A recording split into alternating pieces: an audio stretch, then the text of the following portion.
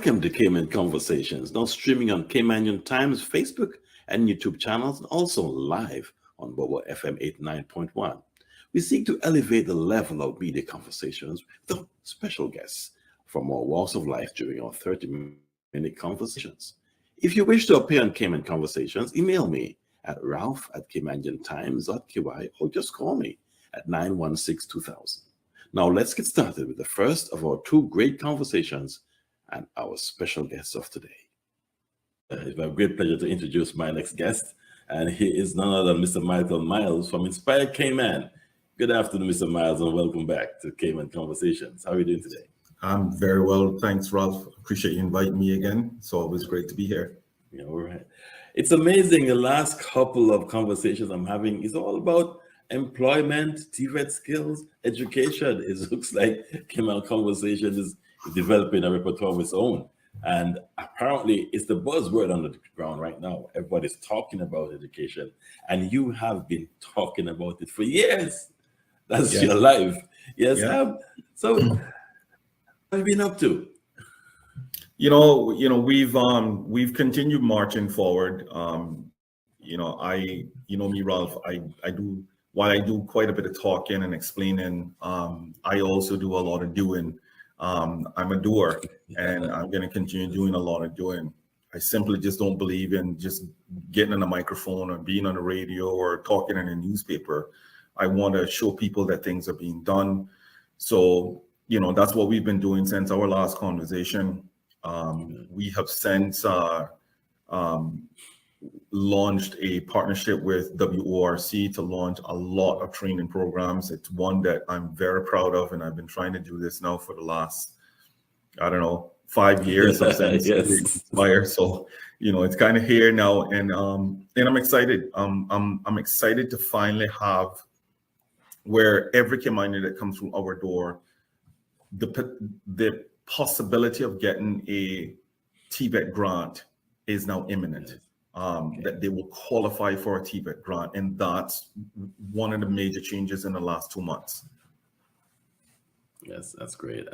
I'm so happy because I remember those stories and those conversations we had in the past where we talked about why can't you get that kind of connection and support, and it's so happy to see that that's happening, and not only in your ear but all around. I'm hearing it happening, which is good because the children are our future.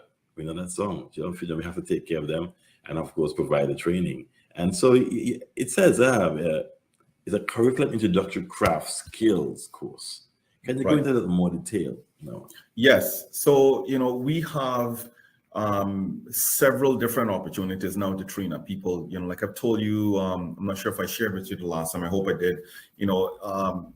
Because of the impact of COVID, we have had to also go online as well. So we have over 4,000 programs online. We have programs in every possible thing now. My team and I are getting ready to do a complete rebranding because we're not just a TVET center anymore. We are a workforce development organization. We are doing a lot more than just when I started off, 4.5, 5 years ago. So the work is also providing resources for Caymanians to be trained up and I think they are sponsoring 40 people to do a variety of things online on our learning management platform. From folks who struggle with grammar, so we are providing a grammar program, we're providing an accounting program, entrepreneurship program, and we're also providing a admin fundamental skills program. And then they're also sponsoring folks to do the craft introductory program. The core curriculum, Ralph, is a pre-construction course. We are NCCER certified center. NCCER stands for the National Center for Construction, Education, and Research. It's an organization out of the US. We are an accredited institution of that. But this particular course is a pre-construction course. It's the first qualification that once it passes this course, they can then move into things like electrical, plumbing, and so forth. Now, in the last 4 years that we've offered this course, Ralph, we have had probably about 25, 26 people who've come through this course. All of those people have moved right into the construction industry. the moment that they are certified with this course, because this course provides 9 modules of pre-construction training, things like, measuring, power tools, hand tools, safety. And that's what construction organizations want for folks coming in the door. So I don't even have enough people to come back to do like HVAC or plumbing and so forth, because the moment that they finish this course, they're being hired. So that should tell you how, how in demand, people who have just basic foundation training is demanded within the construction industry. And then in addition to that, we're also offering a professional development training course. We call it Tools for Success. So Tools for Success provides 8 weeks of resume writing, interview skills, teaching people how not to just get a job, but how to get a career. I don't talk jobs with people. I talk careers with people. I talk about what inspires you. I talk what motivates you to get out of bed in the morning. I don't talk about how you get paid, because everyone's going to get paid. And the people that walk through my door, the majority of them have had jobs. So I'm not here to get in about another job. What I'm here to do is look at how do you go from entry level to the presidency? Like how do you go from entry level to a manager or a supervisor? What is it that you're going to have to do? What additional training you need to take on, and what commitment you need to have, right? So that's what the Tools for Success program is all about. So we are revamping the Ready to Work program. So the Ready to Work program that was once hosted by Work, we are now partnering with Work, and we've redone that program. So that's no longer going to be a 2-week program. That's now an 8-week program. So there's going to be a lot of training over the next year. And what I like about this, Ralph, is that for the first time in 4.5 years, I am able to plan my year. I have never been able to plan a year. I've been surviving on sponsorship or, relying solely on the private sector to come in and give me $1,000 here and there to build a group. Now we are able to say, okay, for the next year, we have 60 people that we're going to be training up every quarter. So every 3 months, if this goes to plan, we are able to train up 60 people and assist as many people in moving up in their level of retraining or professional development. So, that's a big win for us. And it's one, that I've been begging for the last 4.5 years of running Inspire. Well, my question is, why did it take so long? I'm hearing a lot of training and, a lot of facilities and a lot of activity now.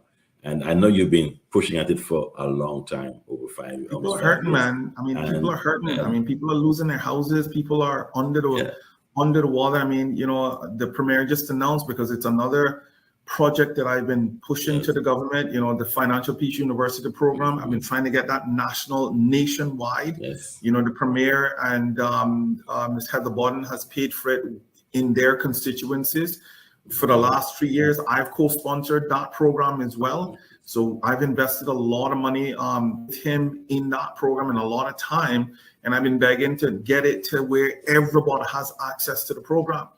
All of our people, we don't teach budgeting, like you and I have had this discussion, quite often, right? We don't teach budgeting in our public or private schools. We don't teach kids how to understand their pension or how to save money or how to live, so we have young people coming out of school who are either unemployed or they get a little entry-level job. And the first thing that they're doing is they're going out and buy a very expensive car, not understand, or they're getting into credit card debt, or they're applying for, their parents are taking out the loans to send them off to college when we have at least $12 million in scholarships floating around this country. So we're teaching that, right? I'm teaching people how to grocery shop, because you can no longer just go into Hurley's, Kirk's, or Foster's and just pick up groceries, right? It now have to be more strategic on how you're doing, how you're living. Cayman isn't a Cayman 30 or 40 years ago when, the cost of living was extremely low and at least you were guaranteed a little raise every year. That's no longer guaranteed. Salaries have frozen, but expenses have continued to climb. So what are you going to do? You cannot continue to spend money the way that you've been spending money 2, 3 years ago, or even 5 years ago, right? You now have to start to look. Do you have an emergency fund? The average Caymanian in our country that I've worked with over 500 people just in the Financial Peace University program alone. The average Caymanian, I'm talking about 8 or 90% of Caymanians do not know if they have a $300 expenditure, they don't know where that money is going to come from. Yes. Right? So it's going to be a government issue. You know what I mean? At the end of the day, let's face this. It's going to be a government issue. Well, who's the government? The government is the people of the country. So if it's a core government issue, well, who's going to be paying for that? The people of the country are going to be paying for that, which means the government's expenses is going to go up, and our money is going to go more into government coffers. So therefore, we're going to be taxed more. Right. So we need to be very careful on how we're asking for more and more government aid, because we are paying for that. I'm in the position I am today because of a program I was running in 2013 in relation to teaching people how to manage their funds. And I was counseling a gentleman and his wife, and he said, Ralph, I like what you're saying, but I have no jobs.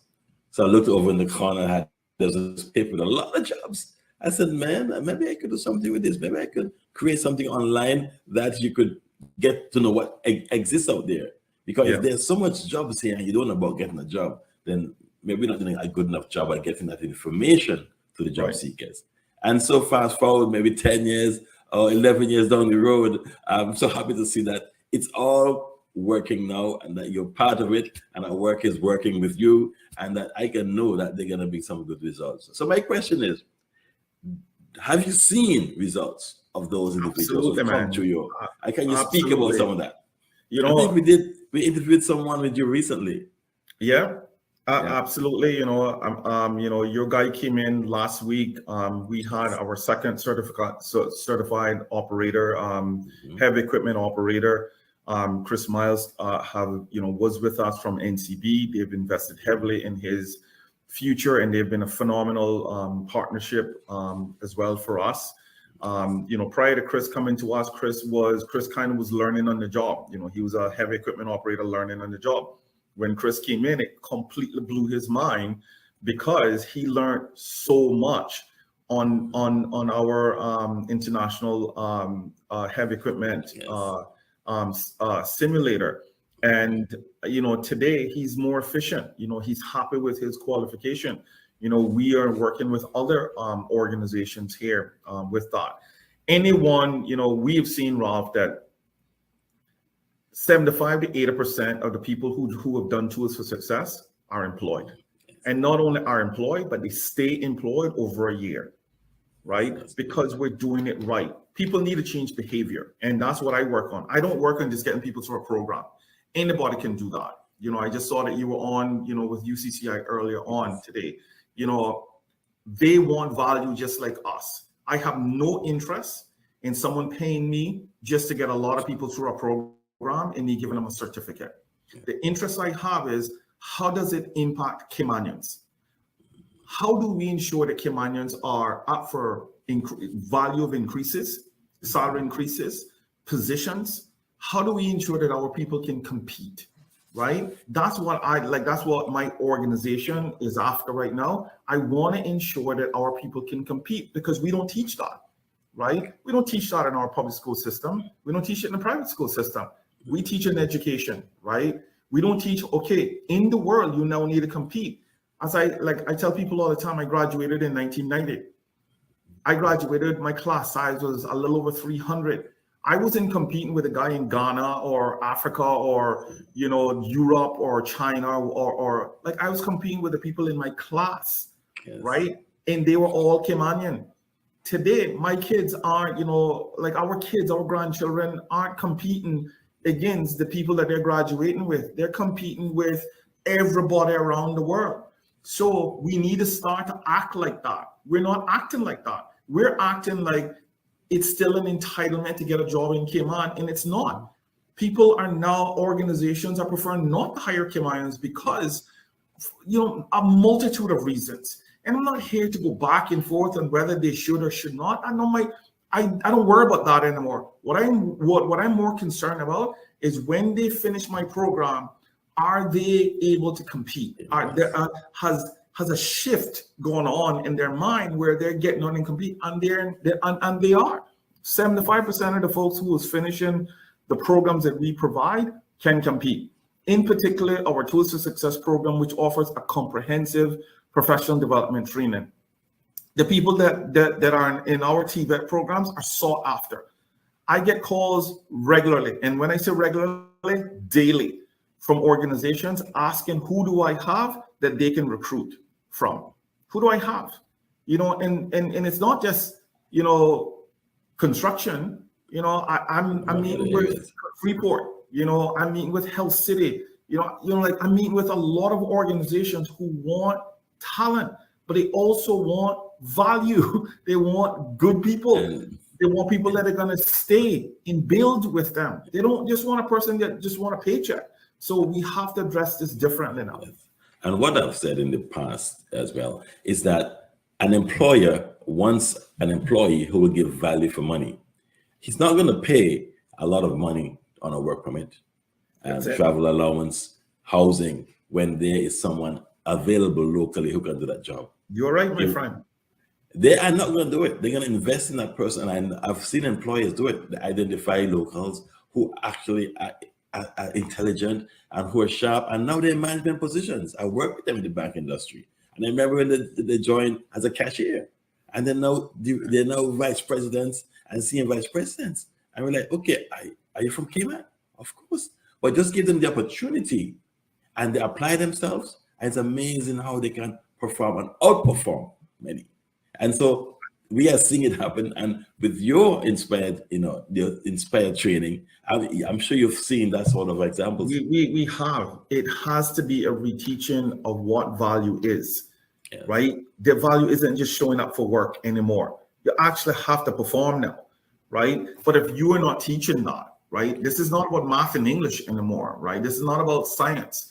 People actually want, like everyone is fighting for the same customer, right? So what's going to make my business very differently from your business? It's the employee, right? Because everybody has fairly comparable services, right? At the end of the day, that's what it is. What is the difference maker? The person who walks through the door, who wears my brand. That's going to be the difference maker. And that's what I'm preparing people for. I'm hard, and like I said to everyone that walked through the door, I'm hard on my own children because I want them to have a clear understanding. No one is going to pay you a lot of money and to do a lot of nothing. Organizations aren't paying for that anymore, right? They're not just paying because you have a pulse or a heartbeat. They're paying because you have an outcome and their companies are profitable. So if you're not going to have that, you're not going to be in one, the company's not going to be in business long, and two, you're not going to have a job, right? So, but we don't teach it. We think that just simply putting words on a piece of paper is a resume. That's not a resume, right? That's how you create value. You are taking that document, and I see this all the time. People are just splashing words on a piece of paper and sending it out to 300-400 companies via email. And I said, and my question is, do you want to work for 300 companies? No. Well, tell me what you'd like to do. Would I like to work for this company? Great. Then let's focus on them, right? Or if you want to work in this particular industry, right? I'm seeing young people just splashing the entire country with resumes, or people that are in between jobs, right? Or you have 5 jobs that you've worked in 2 years, and they don't understand that when a human resources director sees that, it now shows that you have no commitment and you have absolutely no priority in terms of who you work for. So therefore, Caymanians are being passed up because they have job talk for so long, and I see it often, right? They're coming in my doors and saying, "Sir, I can't get a job." And that's impossible. We have 35,000 work permits in Cayman. You can't get a job? Sorry, right? But when I look at the resume, I understand. You can't get a job, not because you're not qualified. It's because you have job hopped for so long. So we need to clean your resume up some, right? We need to make you more appealing on paper because the employer isn't meeting you. They're seeing you on paper first before they give you that call. So we need to make sure that I can get you in the door. And then I teach them how, when you get in the door, you now sell your skills, because that's what it's about, right? What are you going to do for me that's going to make me some money? Or how are we going to build my business? Because how you are going to get paid as an employee is when I build the business. We are not teaching that part of it, and we should. Another thing that we're not teaching, Ralph, is how to be an actual entrepreneur. We need to we need to stop teaching about just employeeism and start teaching owner. How do we get our people to become owners? And that is something that I believe that we now need to move on with. Yeah. I'm with you. And just to take a step back a minute, we got employers are investing in their staff for long term. They're not going to invest in you for you to leave in 6 months or 3 months or 2 months and job hop. So that's why when you come with a resume with many jobs, they have a concern that, okay, after I've trained you for 4 months, you've gone. Now they have to train somebody else. And of course, it's a cost to it. Absolutely. So it's an investment for the employer. And these things are important. Now, if we train our people to understand that, they can say, okay, maybe I'm not happy with this job for today, but stick it out. Stick it out. Maybe it's something that you should understand a little more. Have some patience, and that's a direction that we should go. Also, regarding being entrepreneurs, and I remember, I left the bank after a number of years, and I said I should have left the bank maybe 20 years before that. Yeah. But we get so comfortable being in a business, and that, okay, I have my salary coming. I can do great things, but I need to make sure that I have my salary. And that's one thing that we just close our eyes. But what happened is that there may be more that you can do by being your own business owner. Yes, you don't have to go on your own and start a business and leave your job. You could start the business while working in that institution. But it's amazing. It's amazing when you run your own show and you're taking care of your retirement. Many people, and we've spoken about this with the pension, it's not enough for them to retire on. And what's the other solution? They have to have some form of income to fall back on. And that's where, by building a business, you're guaranteeing yourself that I have something there that's generating cash and generating revenue that can take me to my older age. But when you work for somebody, you get a pension, that's it. So these are kind of mindsets that we need to pass on and let everyone understand what's important in not only getting a good job, but also being an entrepreneur and trying to run your own business. Yeah. And, I encourage, there's a lot of young folks that come in our doors and they're like, sorry, I'd like to work for myself. Great. I want to encourage that. I don't say, well, it's hard. Yes, it's hard. I mean, that's a gimme. So if you're coming into it because you think it's easy, that it's not. Our government has an entire center, the Center for Business Development, that I just feel it's underutilized. We don't encourage it. They should be doing lots more stuff, right, in that particular area. But we don't teach young people how to be entrepreneurs. We are always telling them how to be an employee. Oh, well, you just need to get a good job. Okay, well, what is that, right? We don't teach anything else. Well, I want to start to explore that. So I don't take that away from young folks anymore. I don't say, well, it's hard. Yes, it's hard. I want to know, what are you willing to commit to? That's what I ask. What are you willing to commit to? Because when I decided, like you, Ralph, that I wanted to run my own show, I had to work full time. I didn't quit my full-time job. So I was working 15-hour days. I was running a full-time company, and I was also at Hope Academy working a full-time job as a manager there. So, and it took me 2.5 years to build up enough capital that I can move out on my own. And I say to people all the time, and then I had to take a significant pay cut and then build the company for the next 2.5 years while I'm in it, right? So there is a lot of commitment, and that's what I like to have a clear understanding when folks come in the door and say, Mr. Miles, I have this great idea. Well, not wonderful. Let's run with it. But I want to know, are you committed to this? Because there are going to be some hard times. There are going to be some times where you're going to want to quit, and you're going to need to love this. It's what I normally say to them, because this isn't the flavor of the day or the month or the year. If you truly love this, the business will take off. But if you think that it's, when you fall out of love with it, that you can say, I don't really need to do this anymore because it's now gotten hard, it stopped being fun, then you're not you're not going to be a good business owner. You're not going to be an entrepreneur, right? And If you're and not. that's the difference. But it is teaching them that. And I think there's loads of our young people that have phenomenal, great ideas on how to build, on what sort of business that they want to build, but they don't have that support system. And that's what I want to give them. I want to reassure them. And I want them, to be able to come in and say, hey, here's what's going on in my company now. Yes, it's hard, but I'm just so happy that I can talk to someone about it. That's where I felt a little bit more alone. I didn't have a lot of people to talk to about it, right? I actually had to pay for coaching. Like, I paid for coaching because I needed to actually get my ideas projected onto someone and get me some feedback, right? Whereas we need that now more. We need a lot of folks who are out there who have built their businesses to come forward and start to mentor, right? And start to coach young people, because we have loads of young Caymanians out there.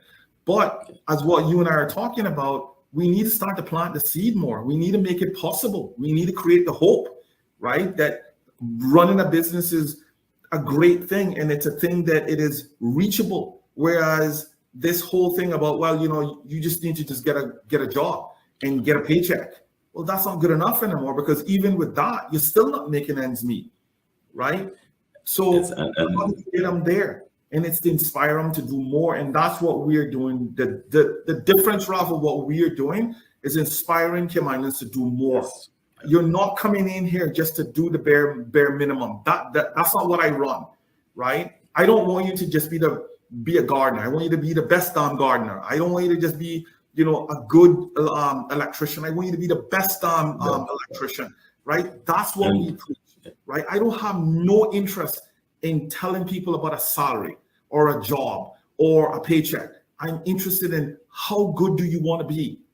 How great do you want to be? How great, how extraordinary do you want to be? And what are you willing to give to get there? That's what I want to know. I want to know what you're willing to give. Because if you're willing to give up to get, I'm in with you. But if you are in this because you feel that I'm going to give you all of it and you don't have to work hard, I'm done. I'm not going to walk through the door with you. But if you're willing to give up some stuff, I'm in it long term with you. How are you reaching these people who need those services, skills, motivation? I don't need to anymore, Ralph. I don't need to anymore. I told multiple ministers, before work came on board, I have 60 plus people on a waiting list for scholarships. And every single day I receive phone calls or I have people walking in the door. I don't need to reach out anymore. Before we used to pay a lot of money on trying to get people to commit through social media and so forth. I don't have to advertise. Right? I have people walking in the door. I have, before I sit in my seat from 8 o'clock in the morning, I shouldn't say 8 o'clock, 7:30 in the morning, my phone is ringing. Sir, can I come in and see you? Or I have a parent or a grandparent calling me, Mr. Miles, my grandson or my granddaughter, or there's a concerned citizen, she's 18, she just got out of school, she really need to talk to someone. Those are the phone calls that my team and I get, right? So I don't need to reach out anymore. People are calling us on a consistent basis of how do I help my 20-something-year-old. I start with a kid who's 25 years old who never worked in Cayman, ever worked in Cayman. Ralph, I've started with 30-year-olds who never worked in Cayman. 30 years old, never worked in Cayman. Don't have a pension, don't have health insurance, have never worked here. And that's regular. That's becoming normal. What have they been doing? Hanging out at home, playing video games. Parents have picked up the tab, and now all of a sudden, life has gotten really hard. Yes. For the parents, or they had a parent who lost a job, or been downsized, or retired, or a grandparent who's saying, "I can't do this anymore." Johnny needs to now get a job. And all of a sudden, they've allowed these kids to stay at home and do absolutely nothing. I am now convincing young people. I'm like, okay, right now, you're not offering any value to anybody. I want you to volunteer. Well, sorry, I don't want to volunteer. Well, tell me what value that you're offering them. Because if I'm going to pay you, you need to give me something back. But they never thought of it that way. Right. They just thought that, well, I could walk into a company and you need to pay me. Well, but you're not giving me anything back, right? You're not contributing anything back. But what it will do is, if you volunteer, at least it will then show the employer, hopefully a future employer, that at least you've been doing something. Yes. Well, we've convinced our young people that they shouldn't be working for free. And I'm like, you're not working for free, dude. You're getting skills. You're not working for free. You're actually getting skills. The organization is investing in skills. And I said 90% of the people who volunteer, organizations aren't, and if they're good, organizations aren't getting rid of them because they've already invested training in you. Who do you think that they're going to probably hire if they have a position come open? You. We don't teach it, you see. We don't talk our people through it. We just tell them that they need to get paid for every hour, every second that they work. But then they can sit down and hang on to their cell phones and I can't take that time back. So I'm opening a lot of these folks' mind on what the possibilities are. Here's how employers are seeing you. I also have a lot of HR managers coming in. I have a lot of hiring managers coming in to see me to do motivational speeches, to walk these youngsters through or these people through what they expect. Here's what I want from you. When you are coming in my doors to be my employee, here's what I want. And if you can't give me this, I don't want you. I'm not going to hire you. I prefer to pay $5,000 on a work permit because at least I know that person's going to come to work and gonna come on time and are going to deal with my customers appropriately, right? They're looking value for money, basically. Ralph, we don't teach it. So do I expect a 17-year-old to know? No, I don't. I'll have kids walk in here with flip-flops, a t-shirt and a tear-up jeans. They've never met me. They don't know who I am. Their grandmother or mother or father have sent them to me, but they come in here looking just very untidy. And I have to sit down and I say to them, did you have other clothes to wear today? Yes, sir. Well, why didn't you just wear some shoes? You're walking into a professional organization. You've never met the people that you're walking into, but you're dressing as if you're going to the club. That you're going to go and hang out with your boys. I mean, come on, right? No, if it just doesn't register, I wouldn't hire you. Yeah, and like you say, it's hard to say that they don't know because they can see. Everyone has access to information. They can see, but it's somehow that it's not getting through. That's maybe the reasons why they don't have employment or why it's hard to get employment. So they have to make that connect with a disconnect. And so once made a connection by training that, you have to step up the game if you want to achieve and succeed. And this is what is becoming to nowadays. Like I said, we can't have everything falling into our hands because the pots are running dry. Absolutely. The wells are running dry. And the money that was flowing in the years gone by have stopped. And times are getting hard. And now the government, like I always said, the government can't do everything. They can't do everything. But like you rightly said, who's the government? It's the people. The people can't do everything. It's like a village. If all the money goes from the village, who's going to feed those who are not working? Everybody has to contribute. And so it's the knowledge that we have to pass on. I totally agree. And it's similar like what you just said. How many more social programs can a government create? How many more? Yeah. Before it really starts to cut into really your operating budget. You have, now it's the Department of Financial Assistance. That is a very large budget. You are paying over $20 million for every kid in the public schools to have school lunches. It's a very big expense, right? You're taking all of that off of folks. And, I'm coaching people on, okay, how much would you normally pay for your child to have lunch anyways? Well, people are saying, well, I normally pay about $8 to $10. Okay, and do you give that to them 5 days a week? Yes, sir, I normally do. Well, then take that same $50 and put it in an emergency fund. That's not free money, right? The government has taken that burden off of you, but you don't have an emergency fund. So if anything at all comes up, you now have to climb back into NAU to also ask for that money again. When there's money in your budget, there's money there in your budget. There's never a person, Ralph, I have sat down with people who are not making a lot of money. And they'll say, Mr. Miles, I just don't see how I'm going to make ends meet. And I said, well, just let's do a budget. And it doesn't matter how much they're making. I can still say to them, hey, this right here, you're spending $300 and eating at restaurants every month. I just, okay, like you're telling me that you don't have any money, and I can look at your budget and tell you that if you eliminate that, you'll have some money. You can have some, yes. Right? Or I'm saying to them, okay, you get off of work at 5 o'clock, let's take on a side hustle. You don't need to work it every day, right? 3 days a week. Deliver food. There's loads of things you can do. So I'm giving people ideas. I'm not telling you that you need to work the side hustle for the next 50 years. Work it for the next 6 months. Get yourself out of this hole, and you don't need to work the side hustle anymore, but you need an extra $300 or $400 a month to make up the difference in your expenses. Well, yes. There's no white knight. Like, no one is just gonna just come and just give you $300 every month to subsidize you, right? I know that you need it, so let's now put some hustle in this, right? That's what I'm encouraging people to do, and people are taking it on. People are doing it, and you're asking how effective it is when you sit down and you show people where they are, and you encourage them to do better. 80% of the time, they're doing it better. The other 20% of the time, it would not matter what I say. They want a handout. They want a handout, and they feel that the government's going to be the savior. Okay, then you go and have the government be the savior.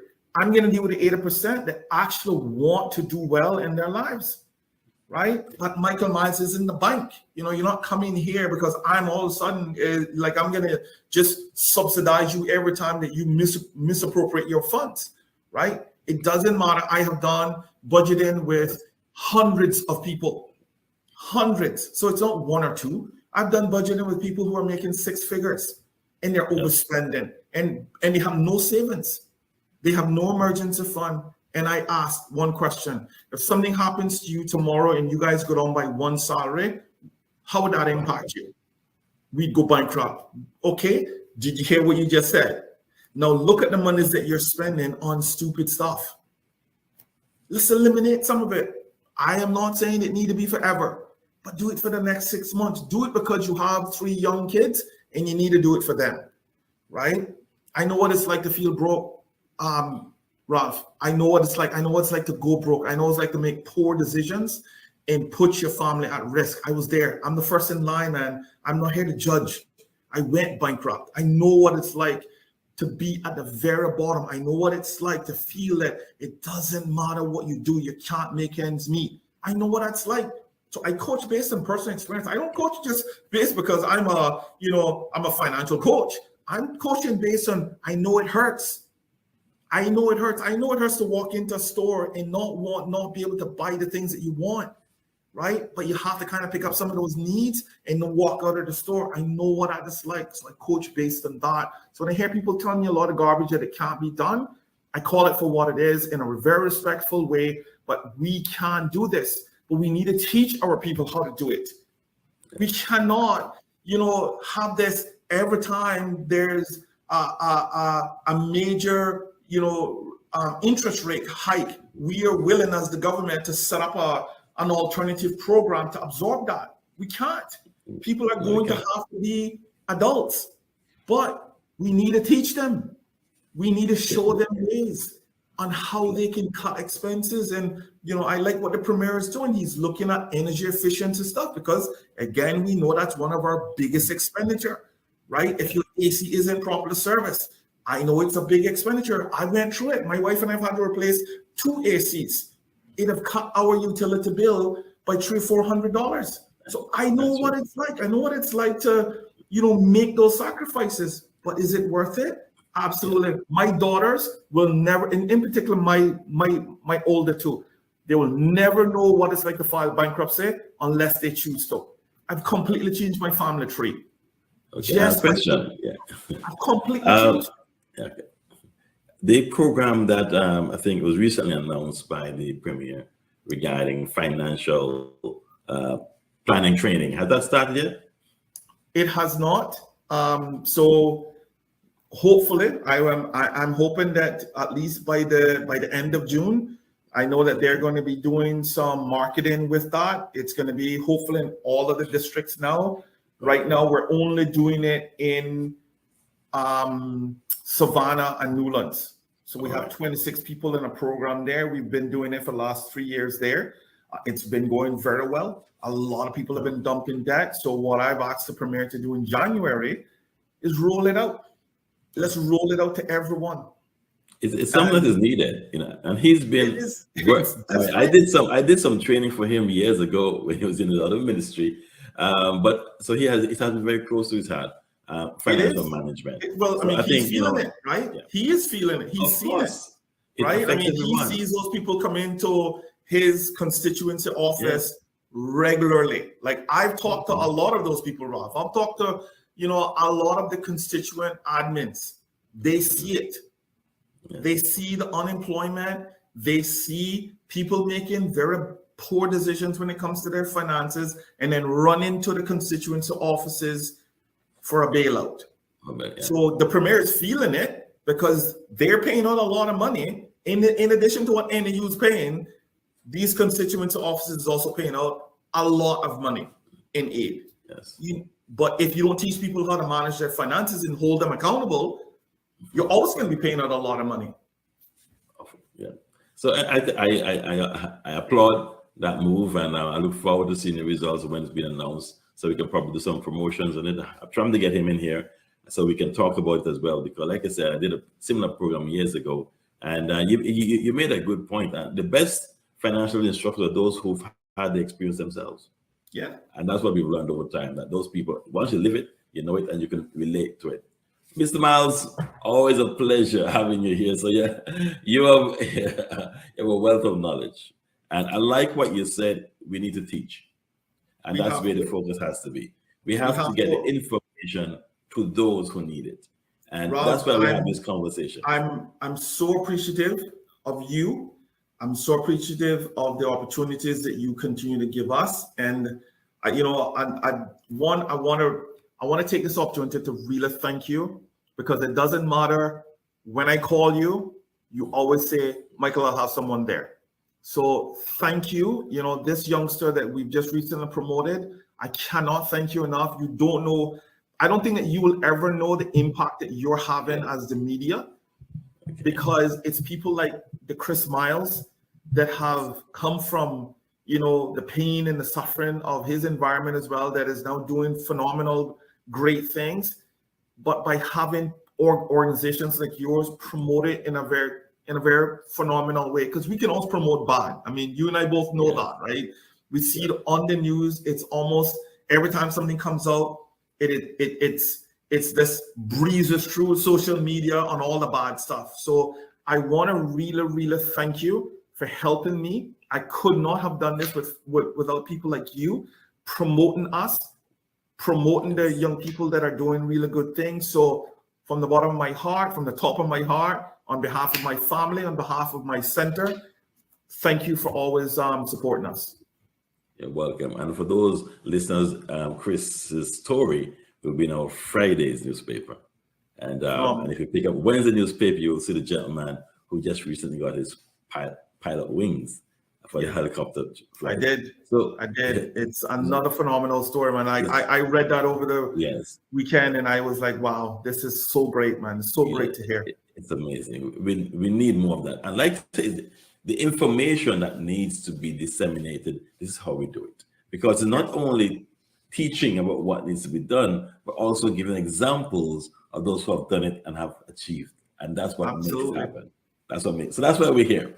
Michael, thank you, sir. See you soon. All the best. Have a great day. All right, thanks, Rob. All right, take care, sir. All right, bye-bye. As we celebrate another Child's Month, I wish to appeal to parents, teachers, and the rest of the Cayman Islands community to commit to protecting and educating our nation's children. Our children are our greatest assets.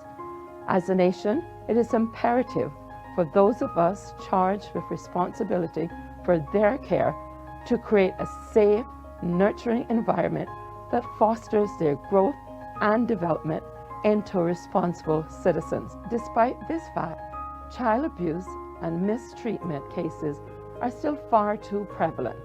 which suggests that we have not yet managed to create a safe environment for all children. The Ministry of Education fully supports this year's Child Month theme.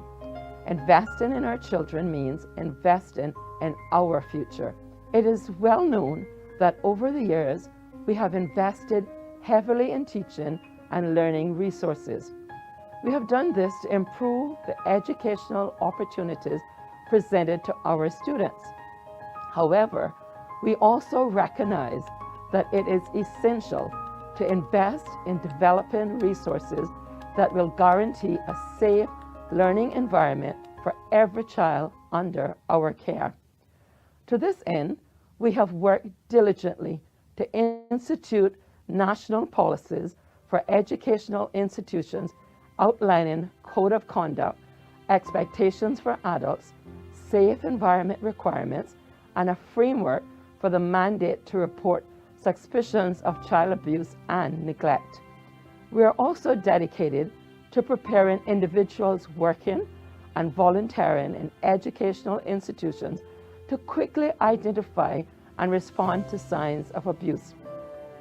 Since 2021, approximately 2,700 people have completed our online child safeguarding training, and almost 1,300 have completed the in-person module.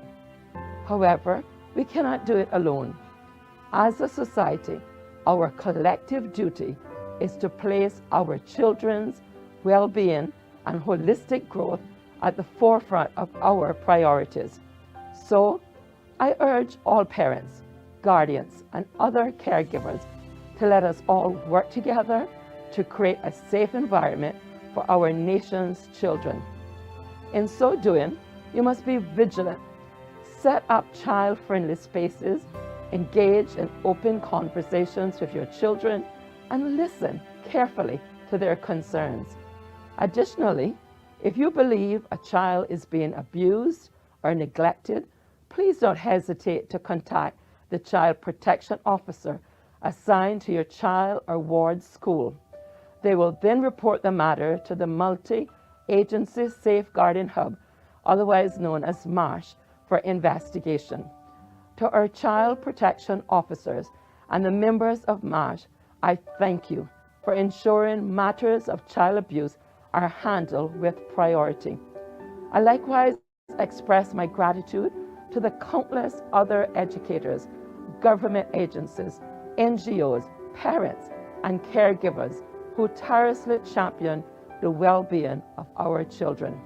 The Ministry of Education will continue to partner with you as we work to safeguard the welfare of our children and foster an atmosphere conducive to their continuous growth and achievement, so that one day they can develop into self-assured, well-educated individuals who can make a valuable contribution to our country's economic growth, productivity, and competitiveness.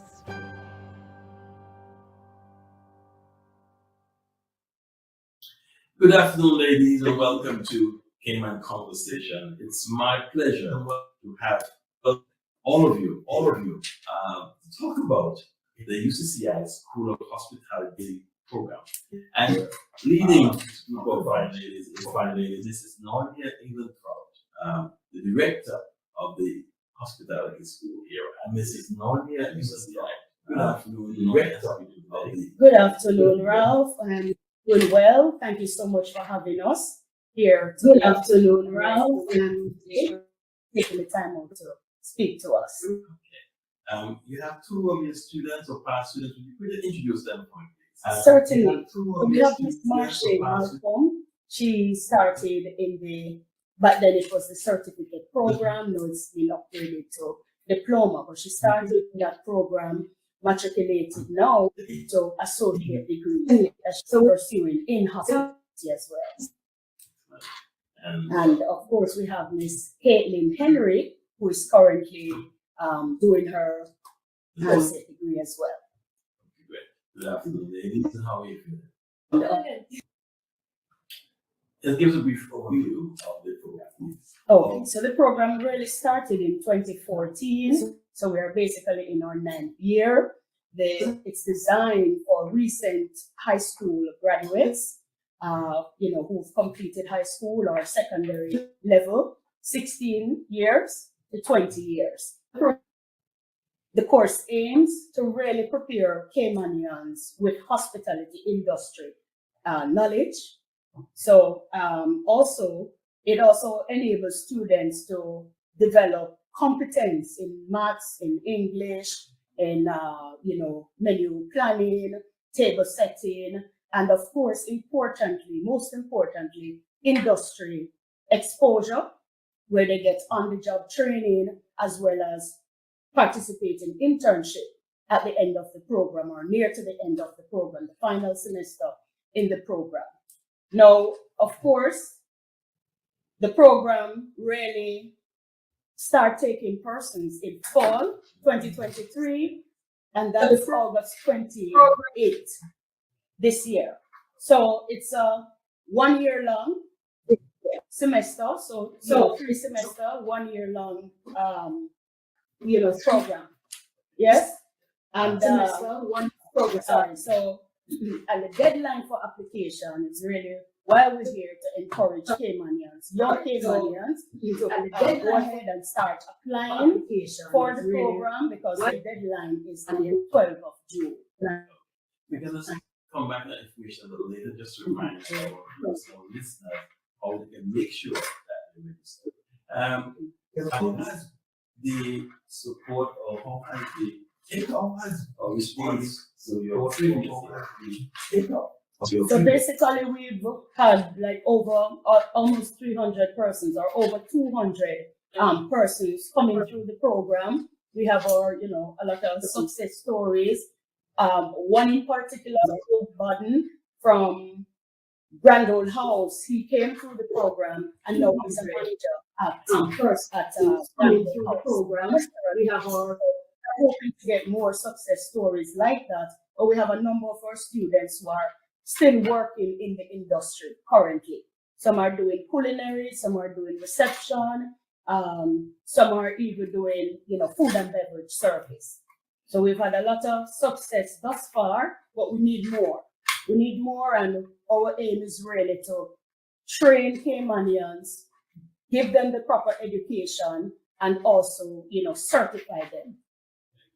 Marsha, tell me what you've learned from this course and how it's been applied to your late life. It has been great because I've learned different pathways. I wanted to study business before, and I find myself intrigued in hospitality because of you can travel and you can go to different places. The educational background, it's very diverse, so I really like it. It has been an experience. Caitlin, how about you? You're currently in the course, and how you find this with all the training and experience that you've received? Been through a lot. Because at first I was really into photography, and when I graduated high school, I wanted to come to UCCI, and I saw that they didn't have a photography program or anything in that field, and I didn't want to do science for a living, and I'm not a mathematician.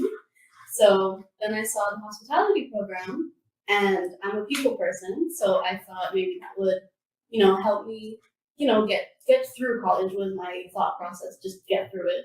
And then I got into the program, and it became very fun, and it wasn't what I expected it would be.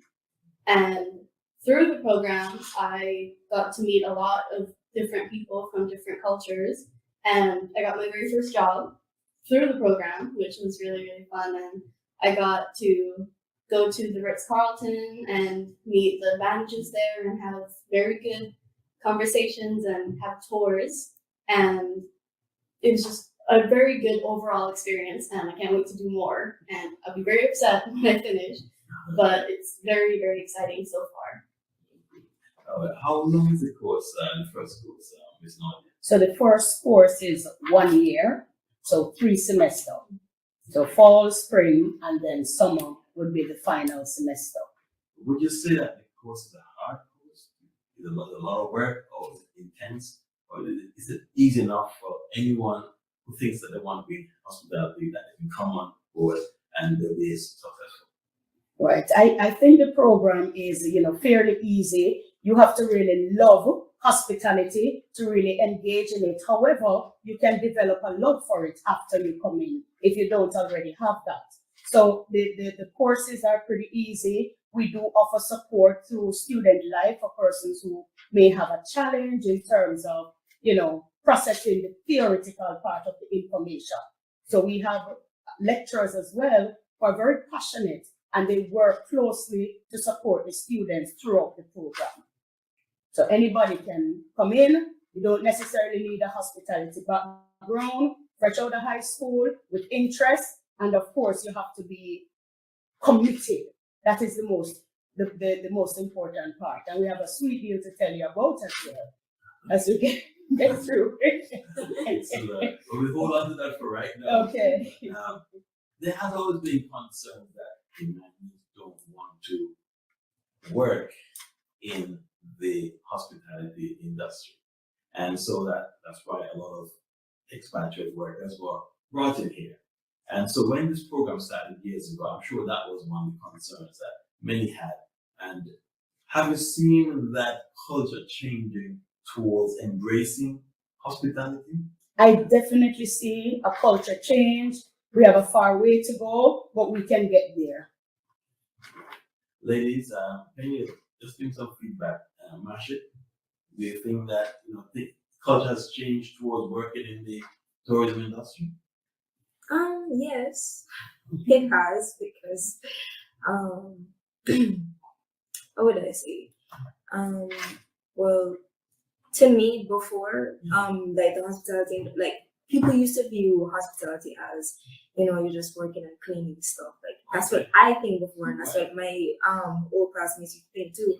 So everybody used to like put down hospitality and just be like, oh well, I don't want to do that because it's like you don't get paid enough. Yes. But then once I came into this program, and I came to the school, I realized, and I'm like, no, there's like so much opportunity. There's so much opportunity.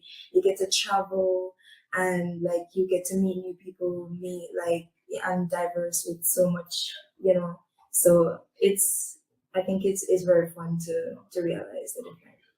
And Caitlin? I agree for sure, because we're mostly known for our tourist destinations, and we have a lot of tourists coming in almost every day, and just to have more Caymanians being in the hospitality degree would be better, because obviously if we're from here and we want tourists to know our culture and it'll be definitely easier and more cultural for us. I agree. Yes. I've had this Mark Louis Carlton, general manager, many times on this program. He was here just about a month ago, and we spoke about the same thing. He said there's so much opportunities in the hotel industry, and he even mentioned that there's certain senior staff who are getting paid quite a lot. So the opportunities, when you factor in the the tips or the gratuity, is a huge opportunity. I think that is what is lost and what that's not shared with people in the community, so they can really say, okay, well, it's worth my while. But everybody wants a job that'll pay their expenses.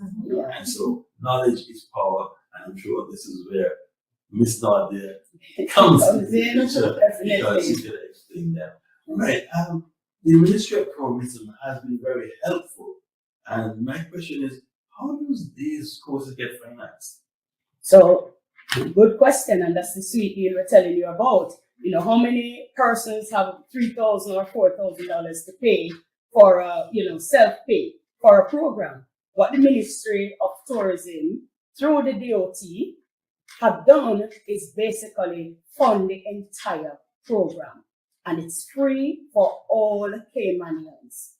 So the tuition, basically it covers tuition, cost of books, student supplies, and pay for transportation when we do field trip. etc. So basically, all they need to do is be interested, be committed, show up and show out, because the DOT has been so gracious in the past 9 years in supporting us and helping us to fund this program for Caymanians. And this is excellent. The country is behind this program, and that's a good thing. And I'm sure, knowing that the country is supporting you in financing programs, more commitment to take this program. Do they have to have any special passes to apply or to qualify? Yes, so we'll talk about that in a minute, but I just wanted to plug for the internship and the industry partners who are currently supporting us. So they assist with on-the-job training as well as internship at the specific time of the internship in summer. Yes? That's fine. Right? And so we want to pause to acknowledge those partners who have been over the years supporting us, like the Dart Hospitality Group, the Wharf. I don't want to forget any names, but they're so special to us and they're really integral in, the success that we've had. So we also have a new player coming on board, Andrea from Stage Social. They train students for dining room as well as culinary. So they've been gracious in, helping us support the students to develop the hands-on skill. Of course, as I said, I don't want to forget anybody, but want to mention Miss Roberta and Loxley from the West End, and a host of others. Of course, Jake Scott, how could I forget Jake Scott? They give us a lot of discounts, and they're very, very supportive when it comes down to the students doing the introduction to wine course. Maya from Fusion, she assists us with the bartending, helping the students develop the bartending techniques, etc., etc. And a host of others who are in the pipeline to come on stream. So we invite industry partners. We need the support. We need the facility. Anything you can do to continue to, drive this engine of social change, which is what we really want. And I hear your passion, which is good. I'm so happy that you've been able, you said, to secure such support from the community as a whole, not just the government. But I've always said in this conversation, the government can't do everything. Exactly. The community and the businesses have to come on board if we're going to make this thing happen. And this is a perfect example of CI is working with industry partners and the government. And of course, we have the students who are coming on board. So I think this is a success story that will go far and change, like I said, change the culture of how tourism is staffed and viewed in the society. And I think there's a future for Caymanians in the industry. And my next question is for Marsha. Do you think that there is a future for Caymanians in the history, not just in this industry, not just now, but in long term? You think more people like yourself and I think so. I think so because they will learn that you get to travel and get to meet people. I think that they'll learn that once they're in class, they don't just sit down and just learn. Yes. And they're still in class, and they go to trips and they get to just have fun, have fun with me. So I think they would like that. Okay, great. What do you think? For me, I think it's 50-50, honestly, because I love my island for sure, absolutely. But I've been here my whole life, and in the hospitality degree, I figured that traveling is one of the best things you can do, as in meeting new people and seeing new things and seeing new cultures and learning more. And the 50-50 part comes in when you go to travel and you go to learn. It's the coming back. That's a bit harder to do because the world is so big, right? And of course we're so little. And our life is the island life, but when you really think about it, I don't want a vacation all the time. I do want to be hands-on and I do want to see more and be more. So yeah, for me that's kind of a balance. Okay. Yeah, we can switch back to Mrs. Nadia. Tell me something about the roles that they play in this industry, just to a reminder to those who maybe have just joined us. And by the way, we are live on Google FM 89.1. Do they get to work or do internship in all the roles in this industry, or just a few? Okay, so that's a good question, Ralph. Basically, we offer students an opportunity in the diploma program to choose their preferred learning pathways. So particularly those who want to do reception services. So they want to work at the front desk, they want to work in guest service, they want to work even at the airport or any customer service related job, they would choose those pathways. And so when we do the internship, we try to align all those competencies, help them develop based on that pathway chosen. We also offer the food preparation and culinary pathway for those persons who want to evolve as, sous chef, cooks, who want to be in the kitchen, because some students don't necessarily want to be in the kitchen, but there are some that is their passion. And remember, Cayman Islands is the culinary capital of the world, right? So we have that pathway, so persons who want to work in the kitchen or develop their culinary skills. We also have food and beverage for the ones who don't love the kitchen that much, but they are willing to serve and serve as hostess, as bussers. Even you start as bussers and then gradually you improve to leadership and supervisory positions in the restaurant. You may even own your own restaurant. Now, the food and beverage, and also with the newly added pathway is the water sports and recreation. So that now offers students certification in PADI, in rescue, training in rescue certification, CPR, and a host of other water sports specialized certification. So what we find is that there were students who were really interested in this type of pathway, and so we are working with GoPro, Cayman, to really assist the students in developing the necessary competencies and gaining the international certification for this program. Yes. Mm-hmm. Now, after they completed this 1-year course and they go into the industry, maybe get a few years experience, is there any opportunities for them to do further training or further education or go into additional courses, or like for like a bachelor's degree or higher learning? Yes, definitely. So at the end of successfully completing the diploma program, students will be awarded a level 2 certification, diploma in hospitality and tourism, and this is certified by City and Guilds. UCCI is currently an approved City and Guilds center. Yes, so they get that award, and then of course, once they get that award, they can now matriculate to associate degree. We haven't had any financial support just now, but similar to the diploma. However, students interested in this pathway or who have matriculated can seek financial support from Student Life. Yes, so we have additional funding that we can, once they qualify, we can provide to them. Well, we're getting close to the end of this first segment. I would love to come back to speak to you about other students, about how they have progressed and where they are in the industry. Yes. Because I would love to know if it's gonna be just a one-off, something after a year or two, it's gonna go away, or is it gonna be something that's gonna grow from time to time?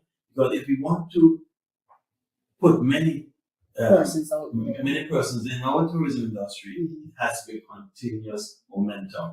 And of course, I know that there will always be work in the tourism industry. That's the second pillar of our community, and it's growing. So there's always work in that industry. Yes, we had a challenge with IVA, and of course with the pandemic, when this does happen, this has just always happen everywhere you go. It affects all industries. So there will always be work in the tourism industry. That's we want to lovely. make sure that this program is Yeah. around. So can you speak to that?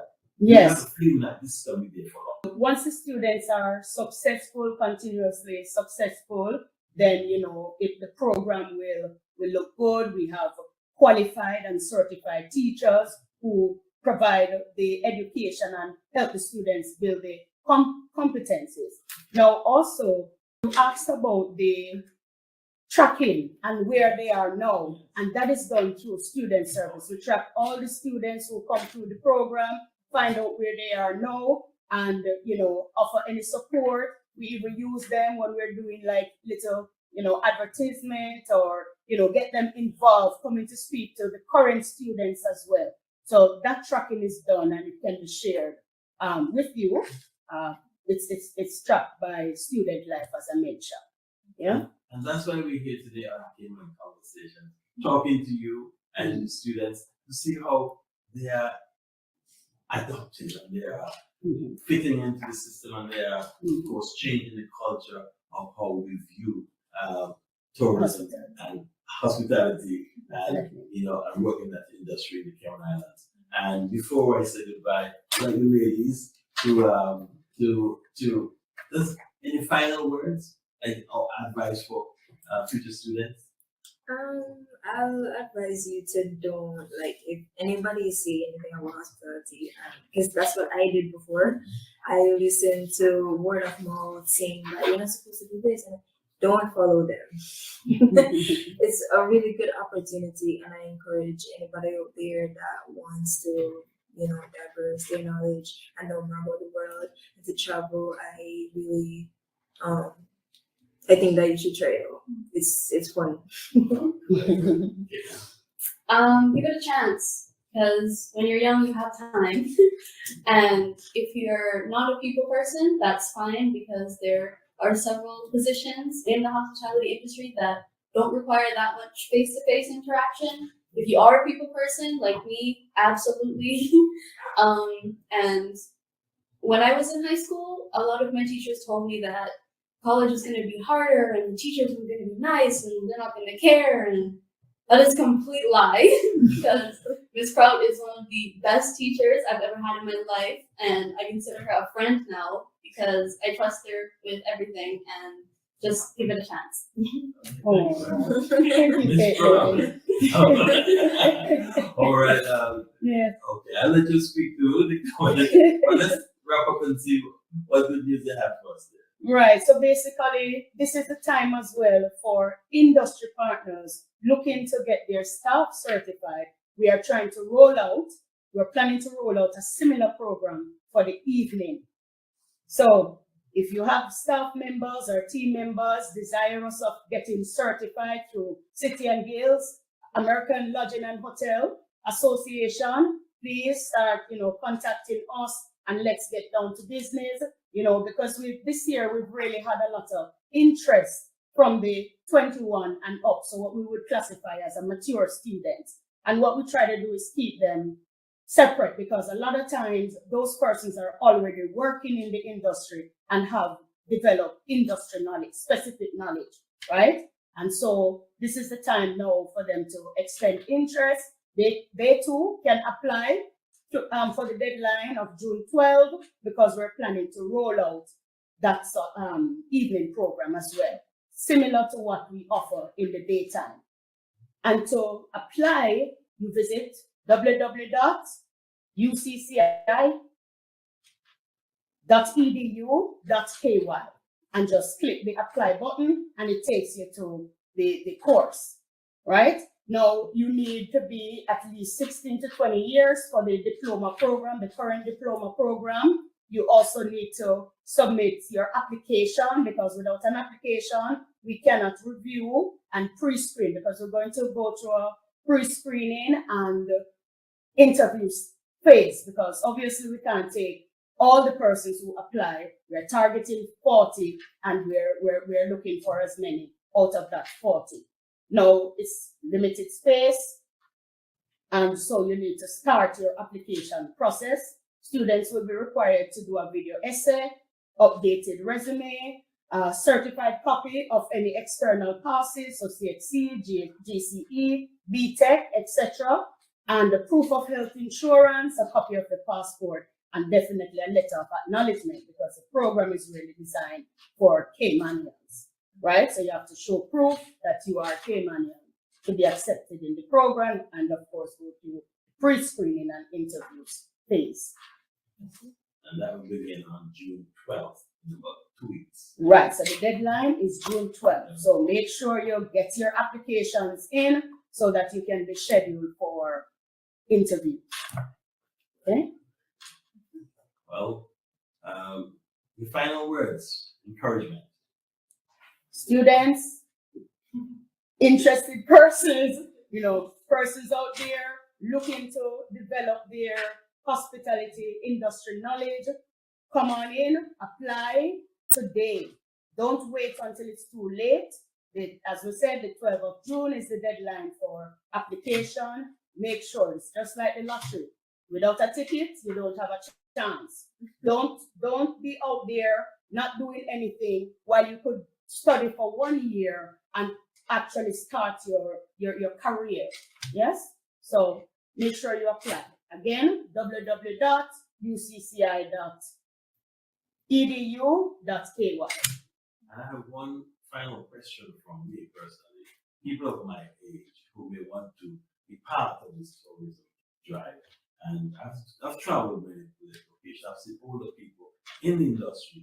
Is it possible for somebody of an older age, maybe of the 40s, to come on board and and apply and to take this course? Most definitely, but that would be in the evening course. Yes, that would be in the evening. We are conscientious that persons are working and they may not have the time to attend the daytime school, and so we're planning to roll out that evening program, similar to what is being offered in the daytime. Thank you very much. Now, it's been a pleasure being here with you and your two students, Caitlin and Marsha. Marsha, difficult to but that's okay. Yeah. We have to come back and do another conversation. It's all about getting the information out to everyone about this great news. And thank you very much. And we hope to see you again soon. Thank you so much. Thanks for having us. Thank you for joining Cayman Conversations as we seek to elevate the level of media conversations with our special guests from our walk of life. Remember to like, share, and follow Caymanian Times social media pages. Don't forget to pick up your copy of our Wednesday and Friday newspapers at locations across the islands. Cayman Conversations is a production of the Caymanian Times newspaper. Have a great evening, and remember to drive safely on our roads. Goodbye.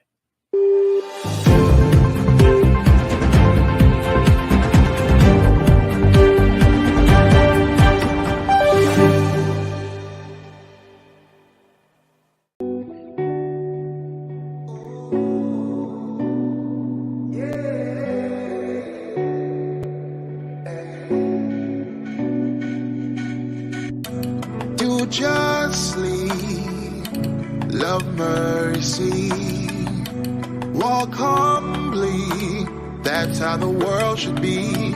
Don't judge a book by a cover until you look under and see just what the pages read. Misunderstood, misconstrued, don't let your attitude ruin the best of you and me. I just wanna be free to be the best part of me. Don't watch me drown. Show me love when I am down. And now we need equality. Let me tell you about my brother called Ray. Now down here in the islands, Ray is Ray. But back home, his identity, his birthright is out of sight. 'Cause all you see is white light. You never saw the man, you never saw his heart. 'Cause all you ever saw was the black part. I'm a black man, the best you ever known. Let me step up on this microphone and take a seat on my throne. There's other black kings who don't submit to the system and don't need to wear the ring. Power to the people, got my mind on blast. About to take this message to the street, fast like flash. And in the dash, we gon' flash. Breaking down these barriers to race that's been dwindling our past. I just wanna be free, to be the best part of me. Don't watch me drown. Show me love when I am down. And now we need equality. Our hearts are so deceitful. We don't realize that we're all equal. But everyone's repairable with a gift that's a miracle. There's a crown of great renown in the book that's upside down. So open up the page, dissipate the rage. It's time to engage. It's time to engage. I just wanna be free, to be the best part of me.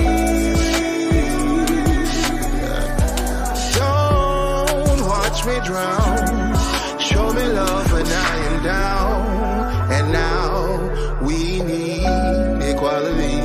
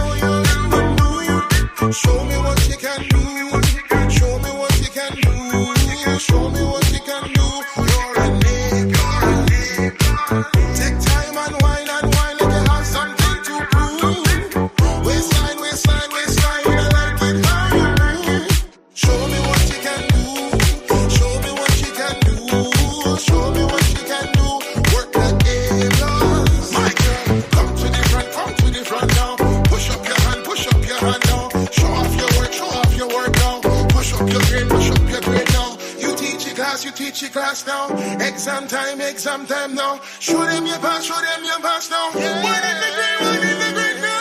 Back it up and push it out and swing it up and bring it back down and put on your face and match up the place and turn around and roll up your waist and back it up now.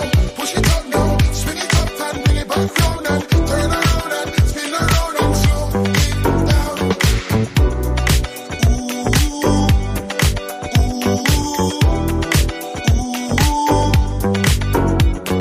Show me what you can do. Show me what you can do. Show me what you can do. You're a nigga. Come to the front now. Push up your hand now. Show off your work now. Push up your grade now.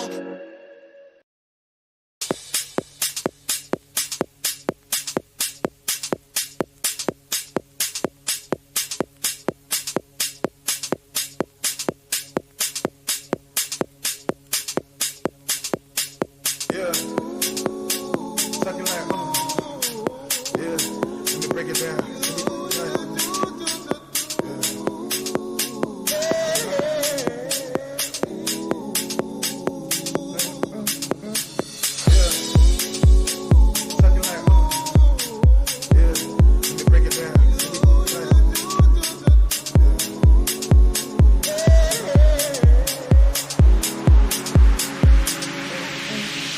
Check it out. I don't need to be on top. I just need to be there when the beat gon' drop. Hit me with the music so my feet don't stop. 3, 4, 5, I represent the realest rock. Life is incredible. We be consuming these beats like they edible. Level up. On the track, getting better. Roll like a slingshot, slinging rocks. We gon' let it go. Pop, pop, pop. And you better know.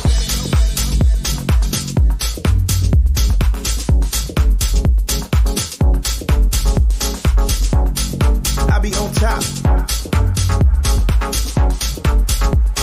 Yo, pass me the rock.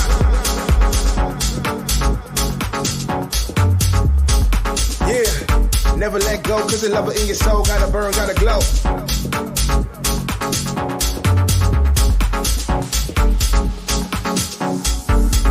Hold on, never let go.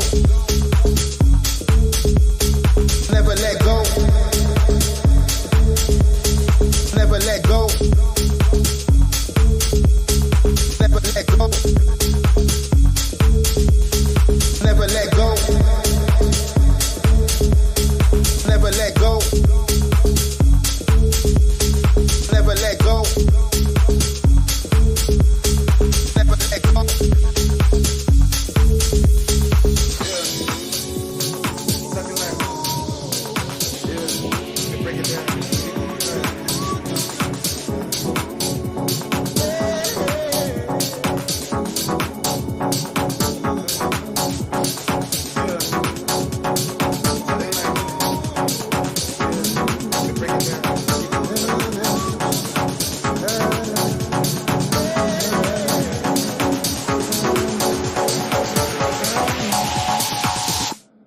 Never let go, cause we got a country to wake up. Everybody stop, play, wake up. Cause the youth them is wasting.